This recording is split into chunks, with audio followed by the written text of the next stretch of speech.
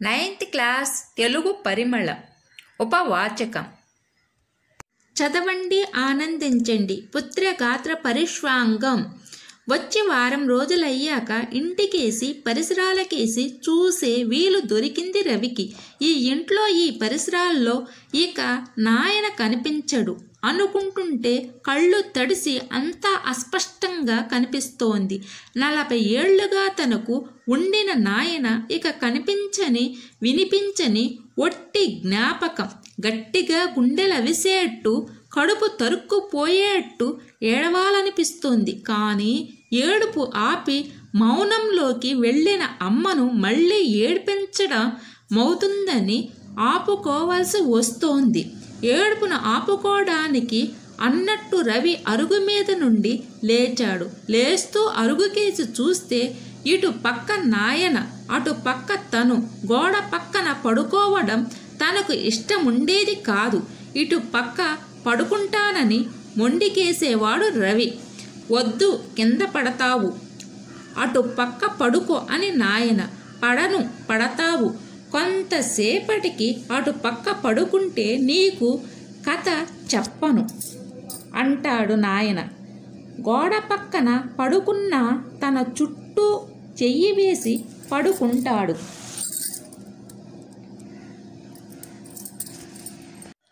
ఎందుకు నన్ను గట్టిగా పట్టుకుంటావు? గోడ పక్కన పడుకోమన్నందుకు కోపమేమో. తను గట్టిగా అరిచేవాడు. తన పొరపాటును నాయన నవ్వుతో సర్దుకునేవాడేమో. నిన్ను పట్టుకుంటే బావుంటుంది. ఎట్టుంటుంది? చల్లగా హాయిగా ఉంటుంది. చల్లగా అంటే అర్థమయ్యేది, హాయిగా అంటే అర్థమయ్యేది కాదేమో. హాయిగా అంటే అని అడిగేవాడు. హాయిగా అంటేనా? చల్లగా అనేలే అనేవాడు నాయన. నువ్వు పెద్దయ్యాక ఇటు పక్క పడుకుందువులే అని నాయన అన్నాడు. కానీ తను పెద్దయ్యాక అరుగు మీద అటు పక్కనే కాదు, నాయన పక్కనే పడుకోలేదు. అమ్మ నాయన ఈ ఊళ్ళో, తను విజయవాడలో. తను అమ్మ నాయన దగ్గర ఉండలేడు. వాళ్ళు తన దగ్గర ఉండలేరు. ఈ పరిస్థితి ఇప్పుడంతటా ఉన్నది. సినిమాలు, టీవీలు, సాహిత్యము చూపిస్తున్నదే.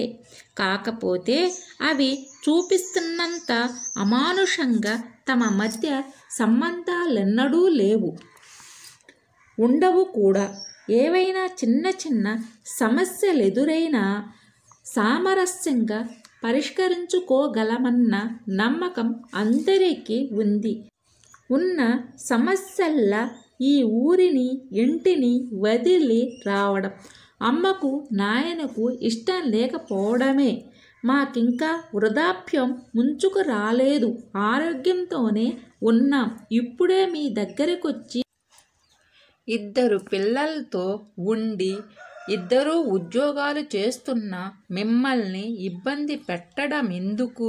రాక తప్పని పరిస్థితి వచ్చేదాకా ఇట్లానే ఉందాం. ఇది వాళ్ళు చెబుతూ వచ్చింది. ఇప్పుడు ఆ తప్పని పరిస్థితి వచ్చింది. అయితే అనుకున్నట్టుగాక ఇంకో రకంగా వచ్చింది. అమ్మకు ఇష్టం ఉన్నా లేకపోయినా బలవంతంగానైనా తీసుకుపోవాలి. ఈ ఆలోచన రావడంతో రవికి ఆందోళన కొంత తగ్గినట్టయింది. తండ్రి కొడుకు వీపుని నిమిరినట్టు అరుగును చేత్తో నిమిరాడు. చల్లగా హాయిగా ఉంది. అరుగు నిజంగానే అంత చల్లగా హాయిగా ఉందా? లేక నాయన తను పడుకున్న తావు అనుకుంటే అట్లా ఉందా? అరుగు దగ్గర్నుంచి ఇంటి ముందున్న వేప చెట్టు దగ్గరికొచ్చాడు. ఇక్కడ మట్టిలో బద్ది తవ్వి నాయన తను గోలీలాట, కుంటాట ఆడుకునేవారు. పంచె పైకెగబట్టి నాయన కుంటుతుంటే అమ్మ తను నవ్వారు. అక్కడే బొంగరాన్ని జాటీతో చుట్టి తిప్పి అరచేతిలో వేసుకోవడమెట్లానో నాయన నేర్పాడు.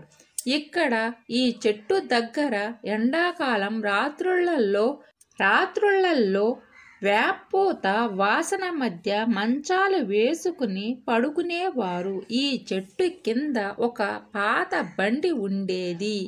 తను ఆ బండి మీద కూర్చుని ఎద్దుల్ని తోలినట్టు హే హే అంటుంటే అమ్మ గిన్నెలో అన్నం కలుపుకుని వచ్చి ముద్దలు చేసి తినిపించేది. రవి వేప చెట్టు దగ్గరగా వెళ్ళి మొదలు మీద చెయ్యి వేశాడు. వృద్ధాప్యంలో శరీరం ముడతలు పడినట్టు నల్లటి బెరళ్లతో ఉంది.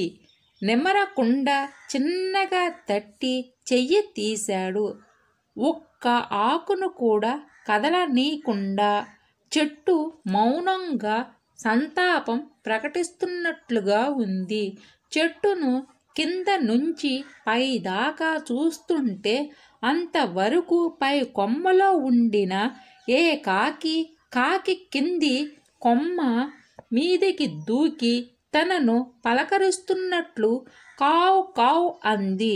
అమ్మ అన్నం కలుపుకుని తనకు తినిపించడానికి వచ్చేసరికల్లా 4-5 కాకులు కింద కొమ్మల మీదకి దూకి కావ్ కావ్మని అరిచేవి.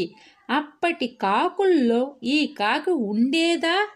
అందుకే గుర్తు పట్టిందా? కాకులు ఎంతకాలం బతుకుతాయో?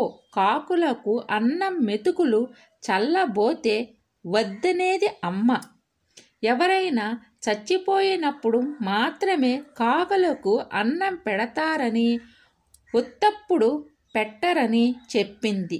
ఎవరైనా చనిపోయేదాకా ఉంటే కాకులు చచ్చిపోవు అని అడిగితే వాటికి దేవుడు అన్నం పెడతాడంది. ఎప్పుడు పెడతాడు?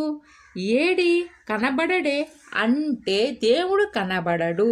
కనబడకుండా వచ్చి వాటికి అన్నం పెడతాడు. లేకుంటే ఎట్లా బతుకుతాయవి అనేది. ఎవరైనా చచ్చిపోయినప్పుడే కాకులకు అన్నం పెడతారన్నది తను పెద్దయ్యాక తెలిసింది. అమ్మ చిన్నప్పుడు చెప్పిన ఆ సంగతి జ్ఞాపకమొచ్చేసరికి ఇప్పటి సంగతి జ్ఞాపకమొచ్చింది. నాయనకు కర్మకాండల మీద నమ్మకం లేదు.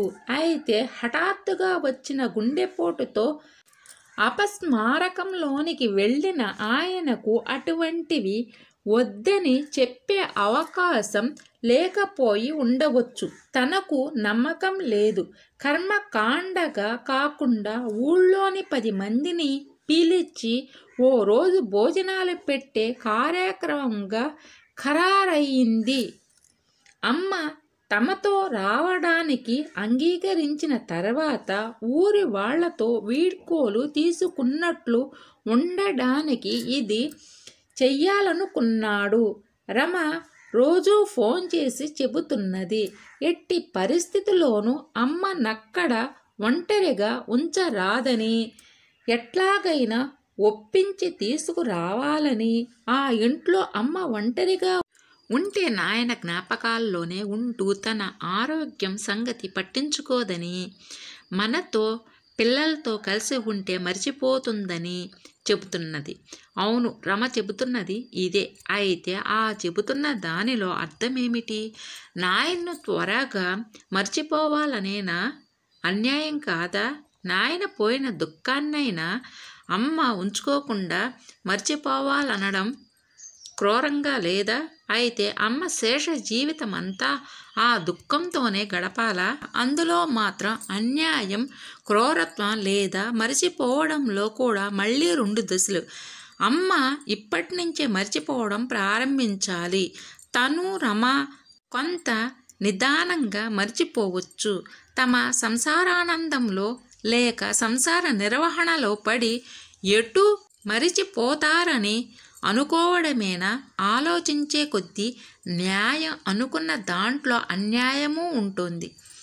వద్దు, ఆలోచనలు వద్దు, ఇప్పుడు చేయవలసిన పనులు 2 అనుకున్నాడు రవి. మొదటి కార్యక్రమం అందరికీ సంతృప్తికరంగానే ముగిసింది. హాజరైన వాళ్ళందరూ అమ్మను మీ వెంట తీసుకుపోవడమే మంచిది అన్నారు. కొద్ది రోజుల తర్వాత రవి వస్తే ఇల్లు పొలం విషయమై ఒక ఏర్పాటు చేద్దాం అని కూడా హామీ ఇచ్చారు. ఆ విధమైన నిర్ణయానికి వచ్చిన తర్వాత అందరికీ కొంత స్థిమితం చిక్కింది. ఆ ఉదయం టిఫిన్లు కాఫీ ఘట్టం ముగిసింది. పిల్లలు ఆడుకునేందుకు బయటికి వెళ్ళారు. రమ వంట పనికి సన్నాహాలు చేసుకుంటోంది. అమ్మ వంటింట్లో ఏమి ఎక్కడున్నాయో రమకు చెబుతూనే అల్మారుల్లో ఉన్న బట్టల బయటికి తీసి సూట్ కేసుల్లో సర్దుతోంది. రవి అమ్మ దగ్గర నేల మీద కూర్చొని అమ్మ సర్దటం చూస్తున్నాడు.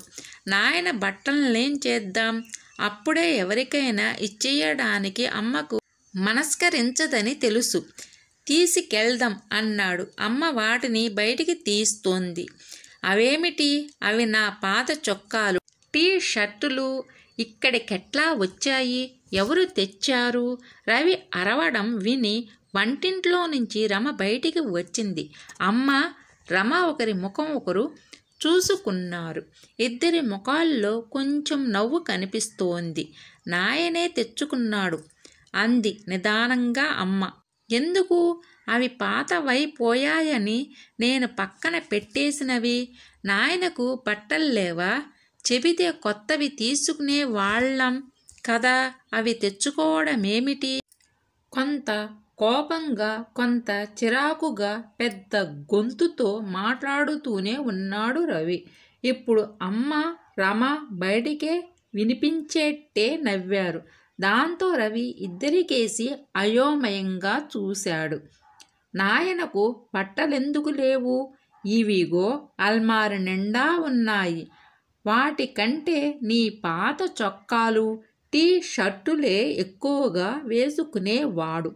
టీ షర్ట్ వేసుకున్నప్పుడు ముసలోడయ్యే కొద్దీ సోకులెక్కువయ్యాయే అని అందరూ ఎగతాళి చేసేవాళ్ళు. కొంచెం ఆగి మళ్ళీ అంది. రవి, చొక్కాలు నువ్వు వేసుకోవడమేమిటి అంటే బావున్నాయి పారేయడమెందుకు అనేవాడు. అందుకేనేమో అనుకున్నాను. అయితే అందుకు కాదా ఇంకెందుకు? నాయన ఉండి ఉంటే ఇదొక ప్రహసనంగా ఉండేది. అందరూ నవ్వుకునేవాళ్ళు. ఇప్పుడది హాస్యమో విషాదమో తెలియకుండా ఉంది. అందుకే నవ్వు రావడం లేదు. ఏడ్చే అంత విషాదం కాదు, కానీ విచారం కలిగిస్తోంది. అమ్మ మెల్లిగా లేచి అల్మారాపై అరలో బట్టల కింద ఉన్న నల్ల అట్ట చిన్న పుస్తకం తీసింది. ఒకసారి దీన్ని అక్కడ పెడుతుంటే చూశాను. ఏంటది అని అడిగితే ఏదో జమా ఖర్చులు రాసుకున్నాలే అన్నాడు. జమా ఖర్చులు తనెన్నడైనా చూశాడా?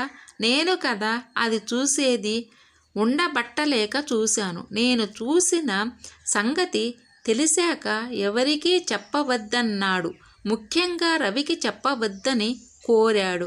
అమ్మ అందిస్తున్న ఆ పుస్తకం అందుకోవడానికి తటపటాయించాడు. ఆ నల్లటి అట్టల చిన్న పుస్తకంలో ఏదో పెద్ద రహస్యముందా? అందుకే రవికి చెప్పవద్దన్నాడా? ఆ రహస్యం తెలుసుకుంటే మంచిదా, తెలుసుకోకుండా ఉంటే మంచిదా ఆలోచిస్తూనే ఆ పుస్తకం అందుకున్నాడు రవి. పుస్తకంలో ఉన్న సమాచారం తెలుసుకున్నాక దాన్ని భరించేందుకు, తనను తాను సర్దుకునేందుకు ఏకాంతంలో సాధన చేయాలనిపించినట్టు వసారాలోకి వచ్చి పడకుర్చీలో కూర్చున్నాడు. పుస్తకం అంతా ఖాళీగానే ఉంది. మధ్యలో 2 పేజీల్లో సన్నని విడివిడి అక్షరాల్లో రాసి ఉంది. ఆ అక్షరాలు విచిత్రంగా కదులుతున్నాయి.